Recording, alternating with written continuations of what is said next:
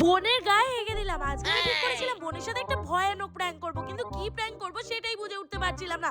তখনই আমার মাথায় এলো যে বোনের উপর একটা পটি প্র্যাঙ্ক করা যাক। अबे তো साले। এখানে না আমি একটা প্লাস্টিক নিয়ে চলে এসেছিলাম আর তার মধ্যে এখানে অনেকটা আটা আর একটুখানি হলুদ নিয়ে নিয়েছি আর সেটাকে জল দিয়ে ভালো করে গুলে নিয়েছি। আর এটাকে দেখতে না পুরোই পটির মতো হয়ে যায়। যদিও এটার কোনো গন্ধ নেই কিন্তু এটাকে দেখে না সবাই ভাবে কি এটা সত্যিকারেরই পটি। কারণ আগেরবার আমি যখন মায়ের সাথে প্র্যাঙ্ক করেছিলাম তখন মাও এরকমই ভেবেছিল। এদিকে তো বোনকে খুঁজতে খুঁজতে আমায় যেতে হচ্ছে ছাদে, কারণ বোন গেছে আমাদের বিড়ালটাকে নিয়ে ছাদের মধ্যে ঘুরাতে। তো এখানে তো আমি ট্রাইপড কিচ্ছু নিয়ে যাইনি, কারণ আমি ওর সাথে না চুপি চুপি এই প্র্যাঙ্কটা করবো বলে ঠিক করেছিলাম। আর এখানে দেখো পকেটে করে আমি এটা নিয়ে ঘুরছিলাম, এদিকে তো একটাও জায়গা পাচ্ছি না ওর সাথে প্র্যাঙ্কটা করার। আর প্লাস্টিকটাও এদিকে লিক করতে শুরু হয়ে গেছিল। আর এখানে দেখো ও একটুখানি বসেছিল বিড়ালটার সাথে খেলতে আর তখনই আমি এটা ওর পিছনে গিয়ে ফাটিয়ে দিয়েছি।